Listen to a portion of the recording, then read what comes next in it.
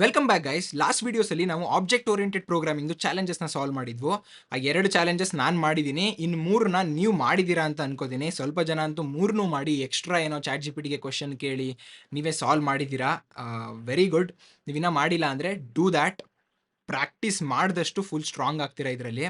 ಹಿಂಗೆ ಹೇಳ್ತಾ ಈಗ ಲಾಸ್ಟ್ ನಾವು ಚಾಲೆಂಜಸ್ ಸಾಲ್ವ್ ಮಾಡಬೇಕಾದ್ರೆ ಅಥವಾ ನೀವು ಮಾಡಬೇಕಾದ್ರೂ ನಿಮ್ಗೆ ಅನಿಸಿರ್ಬೋದು, ಅಯ್ಯೋ ನಾನು ಈ ಥರನೇ ಮೊದಲೇ ಮಾಡಿದಿದ್ರೆ ನಾನು ಚೇಂಜ್ ಮಾಡೋದು ಬೇಕಾಗಿರಲಿಲ್ಲ, ಮೊದಲೇ ರಿಟರ್ನ್ ಹಾಕ್ಬಿಡ್ಬೇಕಾಗಿತ್ತಲ್ಲ, ಮೊದಲೇ ಇನ್ನೊಂದು ಕ್ಲಾಸ್ ಮಾಡಬೇಕಾಗಿತ್ತಲ್ಲ, ಇನ್ಹೆರಿಟೆನ್ಸ್ ಇರಬೇಕಾಗಿತ್ತಲ್ಲ, ಈ ಥರ ಎಷ್ಟೊಂದು ತಲೆಗೆ ಬರುತ್ತಲ್ವಾ. ಇದೆಲ್ಲಾನು ಒಂದು ಕನ್ವೆನ್ಷನ್ ಇರಬೇಕು ಅದಕ್ಕೆ. ಒಂದು ಪ್ರಾಪರ್ ವೇ, ಒಂದು ಪ್ರಿನ್ಸಿಪಲ್ಸ್ ಅಂದರೆ ಏನು? ಈಗ ಅಮ್ಮ ಹೇಳ್ತಾರೆ ನೋಡಿ, ನೇಲ್ಸ್ ಕಟ್ ಮಾಡಬೇಕು, ಲೈಕ್ ನಿಮ್ಮ ಸ್ಕೂಲಲ್ಲೂ ನೇಲ್ಸ್ ಕಟ್ ಮಾಡಬೇಕು, ಶೂ ಪಾಲಿಷ್ ಮಾಡಬೇಕು, ಗರ್ಲ್ಸ್ಗೆ ರೆಸ್ಪೆಕ್ಟ್ ಕೊಡಬೇಕು. ಇದೇ ಥರ ಪ್ರಿನ್ಸಿಪಲ್ ಸ್ವಲ್ಪ ಇದೆ. ನೀವು ಆಬ್ಜೆಕ್ಟ್ ಓರಿಯೆಂಟೆಡ್ ಪ್ರೋಗ್ರಾಮಿಂಗ್ ಏನಾದ್ರು ಮಾಡಬೇಕಾದ್ರೆ ಅಥವಾ ಯಾವುದಾದ್ರೂ ಒಂದು ಆ್ಯಕ್ಚುಯಲ್ ಪ್ರೋಗ್ರಾಮಿಂಗ್ ಮಾಡಬೇಕಾದ್ರೆ ಸಾಲಿಡ್ ಪ್ರಿನ್ಸಿಪಲ್ಸ್ ಅಂತ ಒಂದು ಸ್ವಲ್ಪ ಇದೆ. ಸೊ ಏನಿದು ಸಾಲಿಡ್ ಏನಿಲ್ಲ, ಒಂದು ಆ್ಯಕ್ಚುಲಿ ಅದು ಶಾರ್ಟ್ ಫಾರ್ಮ್ ಥರ. ಸೊ ಎಸ್ ಅಂದರೆ ಏನೋ ಇದೆ. ಸೊ ನೋಡಿ, ಎಸ್ ಅಂದರೆ ಸಿಂಗಲ್ ರೆಸ್ಪಾನ್ಸಿಬಿಲಿಟಿ ಪ್ರಿನ್ಸಿಪಲ್. ಅದರ ಬೇರೆ ಬೇರೆ ಪ್ರಿನ್ಸಿಪಲ್ಸ್ ಇದೆ. ಈ ಪ್ರಿನ್ಸಿಪಲ್ಸ್ನ ಫಾಲೋ ಮಾಡಿದ್ರೆ ನಿಮ್ಮ ಕೋಡ್ ಸ್ಟ್ರಾಂಗ್, ಪ್ರಾಪರ್, ಒಳ್ಳೆ ಕೋಡ್ ಕ್ವಾಲಿಟಿ ಇದೆ ಅಂತ.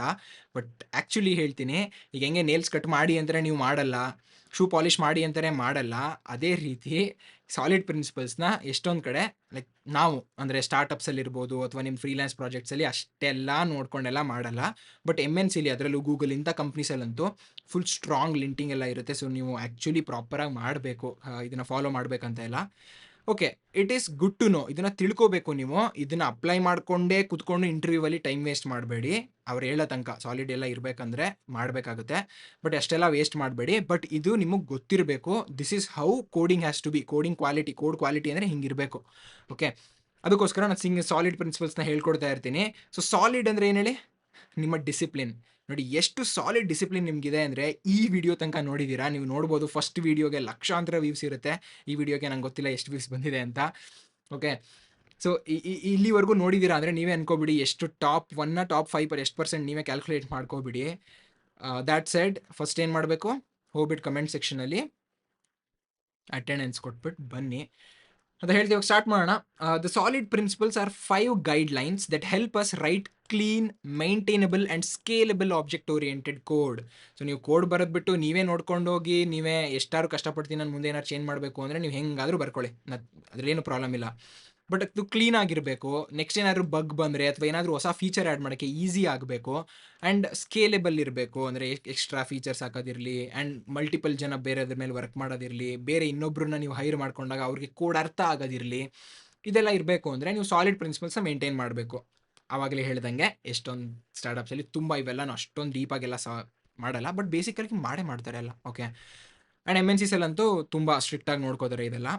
ಹಿಂಗೆ ಹೇಳ್ತಾ ಗೊತ್ತಾಯ್ತು ಅಂತ ಅನ್ಕೊಂಡೆ. These are the best practices followed by experienced developers to make code better. ನೋಡಿ, ಎಕ್ಸ್ಪೀರಿಯನ್ಸ್ ಡೆವಲಪರ್ಸ್ಗೆ ಸಿಗುವಂಥ ನಾಲೆಡ್ಜ್ ನಿಮ್ಗೆ ಅವಾಗಲೇ ಸಿಗ್ತಾ ಇದೆ. ಸಾಲಿಡ್ ಪ್ರಿನ್ಸಿಪಲ್ಸ್ ಕಲಿತಾ ಇದ್ದೀರಾ, ಕನ್ನಡದಲ್ಲಿ ಕಲಿತಾ ಇದ್ದೀರಾ, ಫ್ರೀಯಾಗಿ ಕಲಿತಾ ಇದ್ದೀರಾ. At least for this I deserve a shout out ಅಲ್ವಾ. ಸೊ ನಿಮ್ಮ ಇನ್ಸ್ಟಾಗ್ರಾಮ್ ಸ್ಟೋರಿಲಿರ್ಬೋದು ಅಥವಾ ಲಿಂಕ್ಡ್ಇನ್ನಲ್ಲಿರ್ಬೋದು, engineering in Kannada YouTube channel ಬಗ್ಗೆ ಪೋಸ್ಟ್ ಮಾಡಿ ಬೇರೆಯವ್ರಿಗೂ ಗೊತ್ತಾಗಲಿ, ಅವರು ಸಹ ಕಲೀಲಿ ಅನ್ನೋ ಒಂದು ಉದ್ದೇಶ. ಜೊತೆಗೆ ನನಗೂ ಸಹ ಎಂಕರೇಜ್ಮೆಂಟ್ ಸಿಕ್ಕಿದಾಗುತ್ತೆ. ಎಸ್, ಐ ಅಗ್ರಿ ಅಂತ ಹೇಳ್ತಾ ಅದು ಮಾಡ್ತೀರಾ ಅಂತ ಅನ್ಕೊಂಡಿದ್ದೀನಿ. Okay, will go through each one. ಇದನ್ನೆಲ್ಲ ಫುಲ್ ಫಾರ್ಮ್ ಇಲ್ಲಿ ಇಟ್ಟಿದ್ದೀನಿ, ಆಯಿತಾ. ನಾನು ಹೆಂಗೆ ಇದ್ರೂ ನಾವು ಈಚ್ ಒನ್ ಹೋಗ್ತೀವಿ, ಅದಕ್ಕೋಸ್ಕರ ನಿಮ್ಗೆ ಇಲ್ಲೇ ಗೊತ್ತಾಗುತ್ತೆ, ಟೈಮ್ ವೇಸ್ಟ್ ಮಾಡೋದು ಬೇಡ. ಬಿಗಿನರ್ ಫ್ರೆಂಡ್ಲಿ ಎಕ್ಸಾಂಪಲ್ಸ್ ಕೂಡ ಕೊಟ್ಟಿದ್ದೀನಿ ಇವಾಗ. Okay, single responsibility principle first.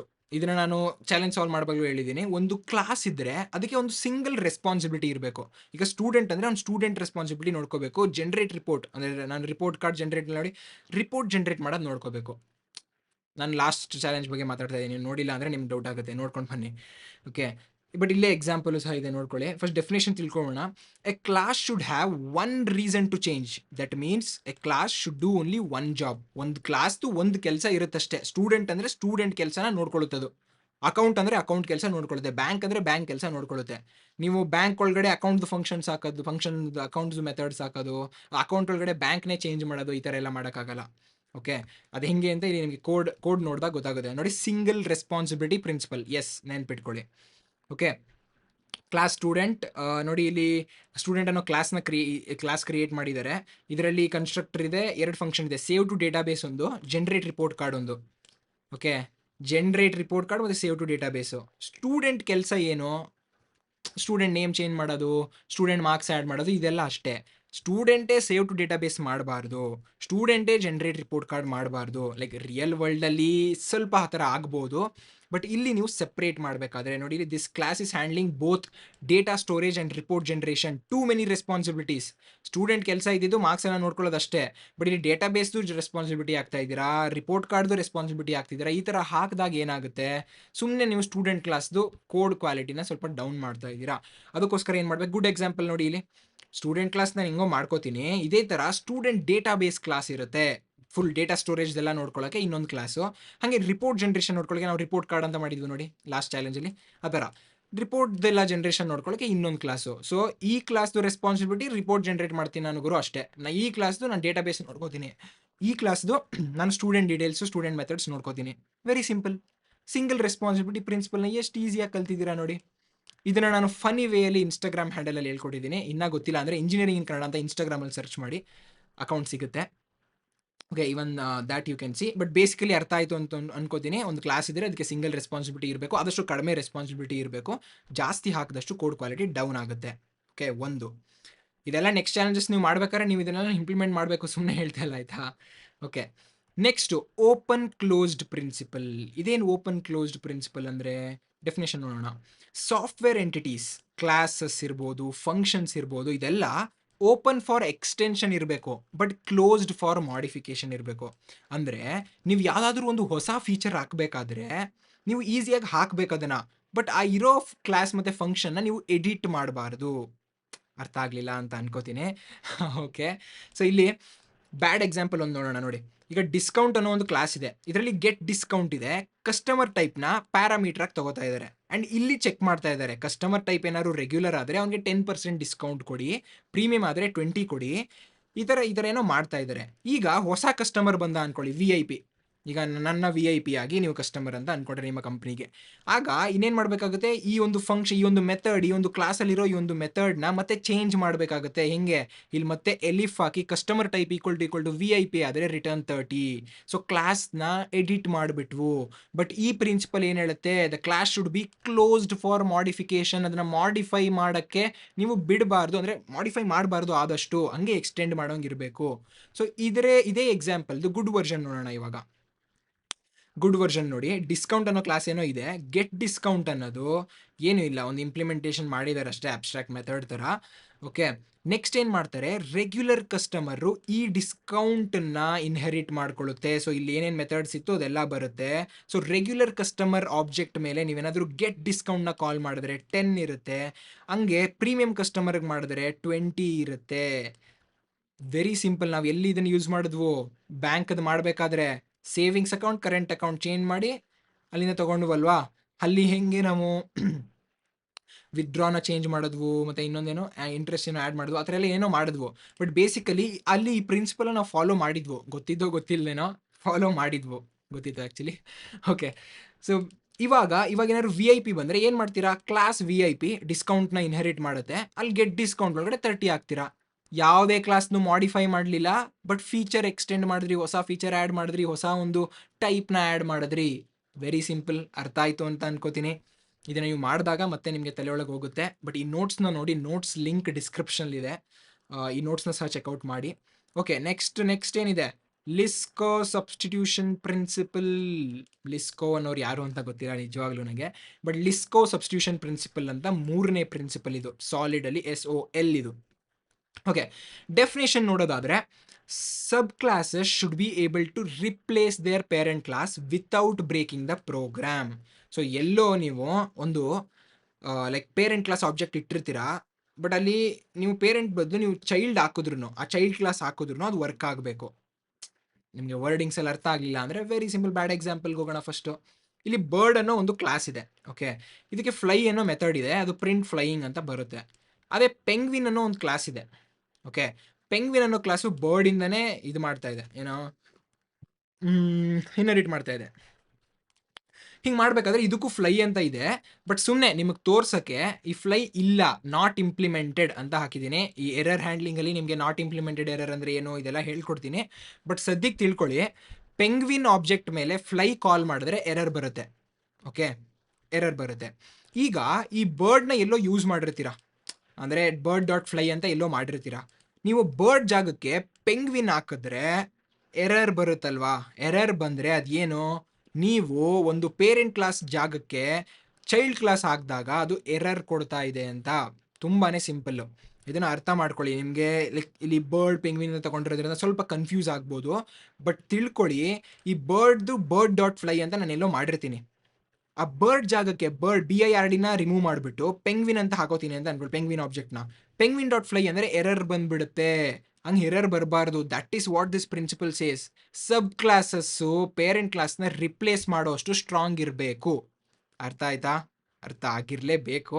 ಅರ್ಥ ಆಗಿಲ್ಲ ಅಂದರೆ ಮತ್ತೆ ನೋಡಿ, that is the only way. Okay ನೋಡಿ, penguin violates Liskov substitution principle because it can't actually replace ಬರ್ಡ್ನ ರಿಪ್ಲೇಸ್ ಮಾಡೋಕ್ಕಾಗಲ್ಲ. ಎಲ್ಲಿ ಫ್ಲೈ ಕಾಲ್ ಮಾಡಿದ್ರೆ ಅಲ್ಲಿ ಎರರ್ ಬಂದ್ಬಿಡುತ್ತೆ, ಪ್ರೋಗ್ರಾಮ್ ಕ್ರ್ಯಾಶ್ ಆಗೋ ಚಾನ್ಸ್ ಇದೆ. Okay, understood? ಎಸ್. ಸೊ ಈಗ ಗುಡ್ ಎಕ್ಸಾಂಪಲ್, ಅದನ್ನ ಹೆಂಗೆ ಗುಡ್ ಮಾಡ್ಬೋದಾಗಿತ್ತು ಅಂದರೆ, ಬರ್ಡ್ ಅನ್ನೋ ಕ್ಲಾಸಲ್ಲಿ ಮೂವ್ ಅನ್ನೋ ಒಂದು ಅಬಿಲಿಟಿ ಅಂದರೆ ಮೆಥಡ್ ಇರುತ್ತೆ. ಈ ಥರ ಇಟ್ಬಿಟ್ಟು ಸ್ಪ್ಯಾರೋ ಮತ್ತು ಪೆಂಗ್ವಿನ್ ಎರಡು ಬರ್ಡಿನ ಇನ್ಹೆರಿಟ್ ಮಾಡ್ಕೋತಾ ಇದೆ. ಸ್ಪ್ಯಾರೋಗೆ ನೀವು ಮೂವ್ ಕೊಟ್ಟರೆ ಅದು ಫ್ಲೈಯಿಂಗ್ ಅಂತ ಬರುತ್ತೆ, ಆ್ಯಂಡ್ ಪೆಂಗ್ವಿನ್ಗೆ ಮೂವ್ ಕೊಟ್ಟರೆ ಸ್ವಿಮ್ಮಿಂಗ್ ಅಂತ ಬರುತ್ತೆ. ಓಕೆ, ಸೊ ಇವಾಗ ನೀವು ಬರ್ಡ್ ಕ್ಲಾಸ್ನ ಎಲ್ಲೋ ಯೂಸ್ ಮಾಡಿದ್ದೀರಾ, ಬರ್ಡ್ ಡಾಟ್ ಮೂವ್ ಅಂತ ಮಾಡಿದ್ದೀರಾ. ಈಗ ಬರ್ಡ್ ಜಾಗಕ್ಕೆ ಸ್ಪ್ಯಾರೋ ಡಾಟ್ ಮೂವ್ ಅಂದರೆ ಆರಾಮಾಗಿ ಅದು ಫ್ಲೈಯಿಂಗ್ ಬರುತ್ತೆ, ಪೆಂಗ್ವಿನ್ ಡಾಟ್ ಮೂವ್ ಅಂದರೆ ಸ್ವಿಮ್ಮಿಂಗ್ ಬರುತ್ತೆ. ನಾಟ್ ಇಂಪ್ಲಿಮೆಂಟೆಡ್ ಎರರ್ ಇವೆಲ್ಲ ಬರಲ್ಲ. ಬಟ್ ಅಂದರೆ ಅಬ್ಸರ್ವ್ ಮಾಡಿದ್ರಾ, ಇಲ್ಲಿ ಈ ಒಂದು ಸಬ್ ಕ್ಲಾಸ್ ಪೆಂಗ್ವಿನ್ ಇರ್ಬೋದು ಅಥವಾ ಸ್ಪ್ಯಾರೋ ಇರ್ಬೋದು, ಬರ್ಡ್ನ ನೀವು ಎಲ್ಲಿ ಯೂಸ್ ಮಾಡಿದಿರೋ ಅಲ್ಲಿ ರಿಪ್ಲೇಸ್ ಮಾಡ್ಬೋದು. ಬೇಸಿಕಲಿ ಬರ್ಡ್ ರಿಮೂವ್ ಮಾಡ್ಬಿಟ್ಟು ಸ್ಪ್ಯಾರೋ ಹಾಕ್ಬೋದು, ಅದು ವರ್ಕ್ ಆಗುತ್ತೆ, ಪ್ರೋಗ್ರಾಮ್ ಏನೂ ಆಗಲ್ಲ, ಪ್ರಾಬ್ಲಮ್ ಬರಲ್ಲ. So that is what LSP says. ನಾವು both follow LSP because they behave correctly when used as a bird. So bird ಥರ ಯೂಸ್ ಮಾಡಿದಾಗ್ಲೂ ಅದು ಪ್ರಾಪರ್ ಆಗಿ ವರ್ಕ್ ಆಗುತ್ತೆ. ಅರ್ಥ ಆಯ್ತಾ? ಸೊ ಇದಕ್ಕೆ ರಿಯಲ್ ವರ್ಲ್ಡ್ ಎಕ್ಸಾಂಪಲ್ ಏನಿರ್ಬೋದು, ಥಿಂಕ್ ಮಾಡ್ಬಿಟ್ಟು ಕಮೆಂಟ್ ಸೆಕ್ಷನಲ್ಲಿ ಹಾಕಿ. ಓಕೆ, ಲಿಸ್ಕೋ ಸಬ್ಸ್ಟಿಟ್ಯೂಷನ್ ಪ್ರಿನ್ಸಿಪಲ್ ಆಯಿತು, SOL ಆಯಿತು. ಈಗ ID ಇದೆ. I ಅಂದರೆ ಇಂಟರ್ಫೇಸ್ ಸೆಗ್ರಿಗೇಷನ್ ಪ್ರಿನ್ಸಿಪಲ್. ಓಕೆ, ಪೈಥನಲ್ಲಿ ಬೇಸಿಕಲಿ ಇಂಟರ್ಫೇಸಸ್ದೆಲ್ಲ ಆ್ಯಕ್ಚುಲಿ ಇಲ್ಲ, ಬಟ್ ನಾವು ಕ್ಲಾಸಸ್ ಯೂಸ್ ಮಾಡಿಕೊಂಡು ನಾನು ನಿಮಗೆ ಹೇಳ್ಕೊಡ್ತೀನಿ. ಬೇರೆ ಲ್ಯಾಂಗ್ವೇಜಸ್ಸಲ್ಲಿ ಹೋದಾಗ ಇದು ಲೈಕ್ ಜಾವಾದಲ್ಲಿ ಮೇಜರ್ಲಿ ಇಂಟರ್ಫೇಸ್ ಸೆಗ್ರಿಗೇಷನ್ ಪ್ರಿನ್ಸಿಪಲ್ ಎಲ್ಲ ಇಂಪಾರ್ಟೆಂಟ್ ಆಗುತ್ತೆ. ನಾವಿಲ್ಲಿ ಬೇಸಿಕಲಿ ನಾನು ತೋರಿಸ್ತೀನಿ ಹೆಂಗೆ ವರ್ಕ್ ಆಗುತ್ತೆ ಅಂತ. ಪೈಥನಲ್ಲಿ ಅದು ವರ್ಕ್ ಅರೌಂಡ್ ಥರ ಅಂತ ಅಂದ್ಕೊಳ್ಳಿ. ಡೆಫಿನೇಷನ್ ಏನಂದರೆ, don't force a class to implement methods it does not use. ಈಗ ಒಂದು ಕ್ಲಾಸ್ ಇದೆ, ನನಗೆ ಆ ಮೆಥಡ್ ಹಾಕೋದು, ಆ ಮೆಥಡ್ ಹಾಕಲಿಲ್ಲ, ಸುಮ್ಮನೆ ಹಾಕಿ ನಾನು ಬ್ಲೋಟ್ ಮಾಡೋದು ಬೇಡ ಆ ಕ್ಲಾಸ್ನ ಅಂತ. ಈಗ ಬೇಸಿಕಲಿ ನಾನು ಚಂದನ್ ಇದ್ದೀನಿ ಅಂದರೆ ನಾನು ಏನೇನು ಮಾಡ್ತೀನಿ, ಕ್ರಿಯೇಟ್ ಆಡ್ತೀನಿ, ಕೋಡ್ ಮಾಡ್ತೀನಿ. ಅದು ಬಿಟ್ಟರೆ ನಿಮಗೆ ಕಂಟೆಂಟ್ ಕ್ರಿಯೇಷನ್ ಅಂದರೆ ಯೂಟ್ಯೂಬಲ್ಲಿ ಟೀಚ್ ಮಾಡ್ತೀನಿ. ಹಿಂಗೆಲ್ಲ ಮಾಡಬೇಕಾದ್ರೆ ಇದ್ರ ಜೊತೆಗೆ ನೀವು ಎಕ್ಸ್ಟ್ರಾ ಎಲ್ಲ ಹಾಕಿದ್ರೆ, ಎಕ್ಸ್ಟ್ರಾ ಅಂದರೆ ಏನು, ಡ್ಯಾನ್ಸ್ ಮಾಡ್ತೀನಿ, ಸಿಂಗ್ ಮಾಡ್ತೀನಿ ಅಂತೆಲ್ಲ ಹಾಕಿದ್ರು ನಾನು ಅದನ್ನು ಮಾಡಲ್ಲ, ವೇಸ್ಟ್ ಅಲ್ವಾ ಅದು. ಸೊ ಅದಕ್ಕೆ ಅದನ್ನು ಬ್ಲೋಟ್ ಮಾಡಬೇಡಿ ಅಂತ. ಇದು ಹೆಂಗೆ ವರ್ಕ್ ಆಗುತ್ತೆ ಅಂದರೆ, ಈಗ ಬೇಸ್ ಕ್ಲಾಸ್ ಇದೆ ನೋಡಿ, ವರ್ಕರ್ ಅನ್ನೋ ಕ್ಲಾಸ್ ಇದೆ. ಇದರಲ್ಲಿ ವರ್ಕ್ ಮತ್ತು ಈಟ್ ಅನ್ನೋ ಎರಡು ಮೆಥಡ್ಸ್ ಇದೆ. ಓಕೆ, ನೀವು ರೋಬೋಟ್ನ ತಗೊಂಡಾಗ ರೋಬೋಟು ವರ್ಕರ್ ಅನ್ನೋ ಒಂದು ಕ್ಲಾಸಿನ ಇನ್ಹೆರಿಟ್ ಮಾಡಬೇಕಾದ್ರೆ ಇಲ್ಲಿ ಬಂದು ನೀವು ಈಟ್ನ ಇದು ಇರಬಾರ್ದು ಅಂತ ಹೇಳಂಗಿಲ್ಲ. ನೀವು ಇಲ್ಲೇ ಈಟ್ನ ಹಾಕಬಾರ್ದಾಗಿತ್ತು. ಅರ್ಥ ಆಗ್ತಿದ್ಯಾ ನಾನೇನು ಹೇಳ್ತಿದ್ದೀನಿ ಅಂದರೆ, ಈ ಬೇಸ್ ಕ್ಲಾಸಲ್ಲೇ ನೀವು ಎಲ್ಲ ಮೆಥಡ್ಸು ಬರೆದ್ಬಿಡ್ತೀರಾ, ಬಟ್ ಇನ್ಹೆರಿಟ್ ಮಾಡೋ ಕ್ಲಾಸ್ಗೆ ಎಲ್ಲ ಬೇಕಾಗಿಲ್ಲ. ಅಂಥ ಟೈಮಲ್ಲಿ ನೀವು ಈ ಪ್ರಿನ್ಸಿಪಲ್ನ ಬೇಸಿಕಲಿ ವೈಲೇಟ್ ಮಾಡ್ತಿದ್ದೀರಾ ಅಂತ. ಓಕೆ, ಸೊ ಆಗ ಏನು ಮಾಡಬೇಕು ಅಂತ ನೋಡೋಣ.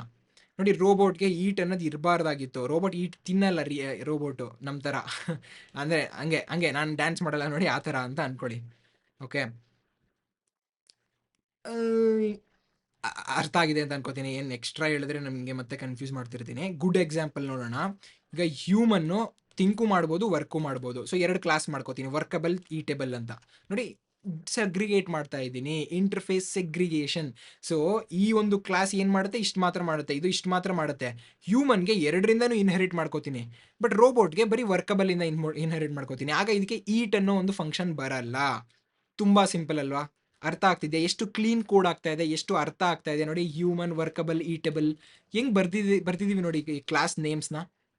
Very simple. ಇದನ್ನು ನೀವು ಮಾಡ್ತಾ ಎಕ್ಸ್ಪೀರಿಯನ್ಸಿಂದ ಕಲಿತೀರಾ. ಎಕ್ಸ್ಪೀರಿಯನ್ಸ್ ಜೊತೆಗೆ ಇವಾಗ ನಾನು ಕಾನ್ಸೆಪ್ಟ್ ಹೇಳ್ಕೊಡ್ತಿದ್ದೀನಿಲ್ಲ, ದಿಸ್ ವಿಲ್ ನೀವು ಯಾವ ಕಂಪ್ನಿಗಾದರೂ ಹೋಗಿ, ನೀವು ಗೂಗಲ್ಗೆ ಹೋಗಿ ಅದರಲ್ಲಿ ಸೀನಿಯರ್ ಪ್ರಿನ್ಸಿಪಲ್ ಇಂಜಿನಿಯರ್ ಆಗಿ, ಇದಂತೂ ಸೇಮೇ ಇರುತ್ತೆ. ಇದನ್ನ ಫಾಲೋ ಮಾಡಲೇಬೇಕಾಗುತ್ತೆ ನೀವು. ಓಕೆ, ಆ ಥರ ಹೇಳ್ತಾ ಈಗ ಅದು ಗೊತ್ತಾಯಿತು ಅಂತ ಅನ್ಕೋತೀನಿ. ಕ್ಲಾಸಲ್ಲಿ ಬೇಕಾಗಿರೋದ್ಕಿಂತ ಜಾಸ್ತಿ ಮೆಥಡ್ಸ್ ಇಡಬಾರ್ದು. ಅರ್ಥ ಆಯ್ತಾ? Next, dependency inversion principle. High level modules should not depend on low level modules. Both should depend on abstractions. ಇದನ್ನ ನಿಮ್ಗೆ ಹಂಗೆ ಎಕ್ಸ್‌ಪ್ಲೇನ್ ಮಾಡೋದ್ಕಿಂತ ಇಲ್ಲಿ ತೋರಿಸ್ಬಿಡ್ತೀನಿ ನೋಡಿ. ಒಂದು ರಿಯಲ್ ವರ್ಲ್ಡಲ್ಲೇ ಅನ್ಕೊಳ್ಳಿ, ಕಂಪ್ಯೂಟರ್ ಇದೆ ಅಂತ ಅನ್ಕೊಳ್ಳಿ. ಕಂಪ್ಯೂಟರ್‌ಗೆ ಕೀಬೋರ್ಡ್ ಇದ್ರೆ ಮಾತ್ರ ವರ್ಕ್ ಆಗೋದು ತರ ಆಗೋಯ್ತು. ಓಕೆ. ಸೊ ಈ ಕೀಬೋರ್ಡ್ ಅನ್ನೋ ಒಂದು ಕ್ಲಾಸ್ ಮೇಲೆ ಅದು ಲೈಕ್ ಡಿಪೆಂಡ್ ಆಗಿದೆ ಅನ್ನೋ ತರ ಆಯ್ತು. ನೋಡಿ, computer is tightly coupled to keyboard ಅಲ್ವಾ? ಇದರಿಂದ ಏನ್ ಪ್ರಾಬ್ಲಮ್ ಆಗುತ್ತೆ? ಏನ್ ಪ್ರಾಬ್ಲಮ್ ಆಗ್ಬೋದು ನಿಮ್ ಪ್ರಕಾರ? ಥಿಂಕ್ ಮಾಡಿ. ಗೊತ್ತಾಗಿಲ್ಲ ಅಂದ್ರೆ ಡೋಂಟ್ ವರಿ. ಸೊ ಬೇಸಿಕಲಿ ಇಲ್ಲಿ ಬರ್ದಿದೀವಿ ನೋಡಿ. ಈಗ ಗುಡ್ ಎಕ್ಸಾಂಪಲ್ ನೋಡಿದಾಗ ನಿಮ್ಗೆ ಅರ್ಥ ಆಗ್ಬೋದು. ಈಗ ಕಂಪ್ಯೂಟರ್ ಇದೆ. ಇಲ್ಲಿ ನಾನು ಡಿವೈಸ್‌ನ ತಗೋತೀನಿ. ಡಿವೈಸ್‌ನ ಇನ್ಪುಟ್ ಅಂತ ಮಾಡ್ತೀನಿ. ಓಕೆ. ಆ ಡಿವೈಸ್ ಏನಾರು ಆಗಿರ್ಬೋದು. ಓಕೆ. ಇಂಥ ಟೈಮಲ್ಲಿ ಏನು ಮಾಡ್ತಿದ್ದೀವಿ, ನಮಗೆ ಇದು ಕಂಪ್ಯೂಟರು ತುಂಬ ಇವ್ರ ಮೇಲೆ ಡಿಪೆಂಡ್ ಆಗಿಲ್ಲ.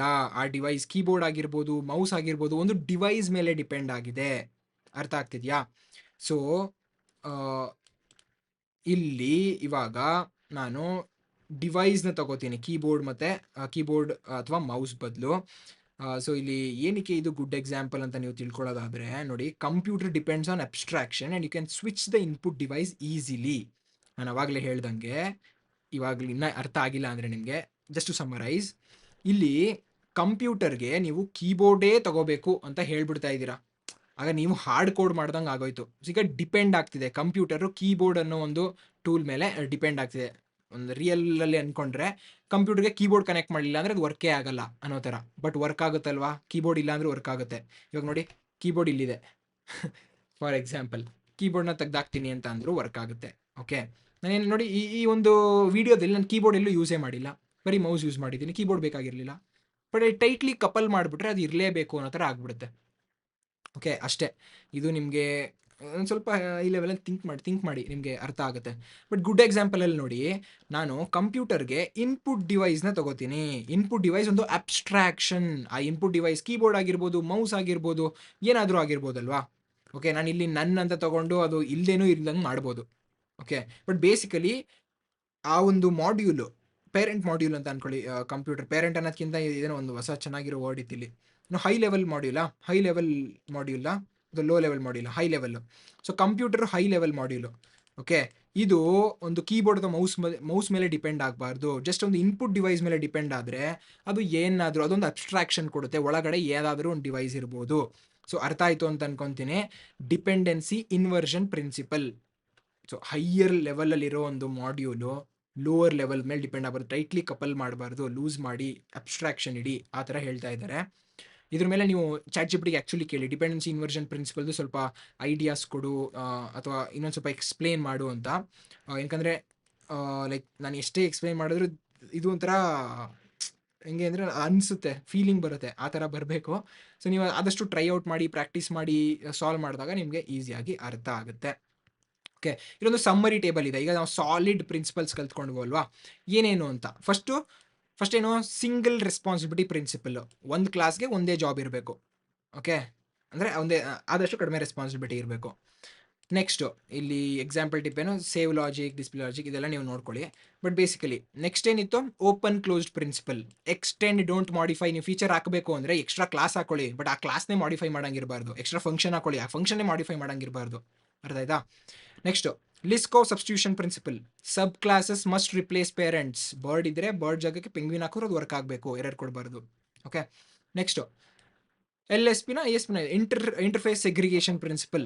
No unnecessary methods. ಕ್ಲಾಸ್ಗಳಲ್ಲಿ, ಪೇರೆಂಟ್ ಕ್ಲಾಸ್ಗಳಲ್ಲಿ, ಆದಷ್ಟು ಬೇಸ್ ಕ್ಲಾಸಸ್ಗಳಲ್ಲಿ ನೀವು ತುಂಬ ಮೆಥಡ್ಸ್ ಹಾಕಿ ಸುಮ್ಮನೆ ಬ್ಲೋಟ್ ಮಾಡಬಾರ್ದು. ಎಷ್ಟು ಬೇಕು ಅಷ್ಟೇ. ವರ್ಕಬಲ್, ಈಟಬಲ್ ಅಂತ 2 ಕ್ಲಾಸ್ ಮಾಡ್ಕೊಳ್ಳಿ, ಸಪ್ರೇಟ್ ಮಾಡಿ, ಸೆಗ್ರಿಗೇಟ್ ಮಾಡಿ, ಆ ಥರ. ನೆಕ್ಸ್ಟು DIP ಅಂದರೆ ಡಿಪೆಂಡೆನ್ಸಿ ಇನ್ವರ್ಷನ್ ಪ್ರಿನ್ಸಿಪಲ್. ಇದು ಡಿಪೆಂಡ್ ಆನ್ ಅಬ್ಸ್ಟ್ರಾಕ್ಷನ್. ಸೊ ನೀವು ಒಂದು ಲೋ ಲೆವೆಲ್ ಮಾಡ್ಯೂಲ್ ಮೇಲೆ ಡಿಪೆಂಡ್ ಆಗೋ ಬದಲು ಒಂದು ಅಬ್ಸ್ಟ್ರಾಕ್ಷನ್ ಮೇಲೆ ಡಿಪೆಂಡ್ ಆಗಿ ಇನ್ಪುಟ್ ಡಿವೈಸ್ ಮೇಲೆ, ಆ ಇನ್ಪುಟ್ ಡಿವೈಸ್ ಕೀಬೋರ್ಡ್ ಆಗಿರ್ಬೋದು, ಮೌಸ್ ಆಗಿರ್ಬೋದು, ಒಂದು ಎಕ್ಸಾಂಪಲ್ ಕೊಟ್ಟೆ ನೋಡಿ, ಆ ಥರ. ಸೊ ಈ ಲಾಸ್ಟ್ ಒನ್ನ ತಿಳ್ಕೊಳ್ಳೋಕ್ಕೆ ನೀವು ಆದಷ್ಟು ಬೇರೆ ಎಕ್ಸಾಂಪಲ್ಸ್ ನೋಡಿ, ನಿಮಗೆ ಅರ್ಥ ಆಗುತ್ತೆ. ಆ್ಯಂಡ್ ಹೋಮ್ವರ್ಕ್ ಕ್ವೆಶನ್ಸ್ ಇದೆ ಇದರಲ್ಲಿ. ಓಕೆ. ಇದರಲ್ಲಿ ಏನಿಲ್ಲ, ಏನೇನು ಲೈಕ್ ಹಿಂದಿನ ಚಾಲೆಂಜಸ್ಸು, ಹೋಮ್ವರ್ಕ್ಸ್ ಎಲ್ಲ ಇತ್ತು. ಅದರಲ್ಲಿ ಈ ಥರ ಎಲ್ಲ ಪ್ರಿನ್ಸಿಪಲ್ಸ್ನ ನಾವು ಮೇಂಟೈನ್ ಮಾಡಿರಲಿಲ್ಲ. ಬಟ್ ಇಲ್ಲಿ ಪ್ರತಿಯೊಂದು ಪ್ರಿನ್ಸಿಪಲ್ಗೂ ಒಂದೊಂದು ಚಿಕ್ಕ ಚಿಕ್ಕ ಪ್ರೋಗ್ರಾಮ್ಸ್ ಇದೆ. ಆದಷ್ಟು ಟ್ರೈ ಔಟ್ ಮಾಡಿ, ಬಿಲ್ಡ್ ಮಾಡಿ.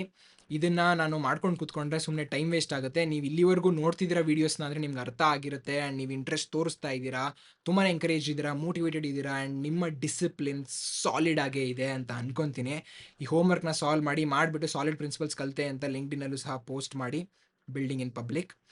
ಆ್ಯಂಡ್ ಎನಿ ಡೌಟ್ಸ್ ಕಮೆಂಟ್ ಸೆಕ್ಷನಲ್ಲಿ ಪೋಸ್ಟ್ ಮಾಡೋದನ್ನ ಮರಿಬೇಡಿ.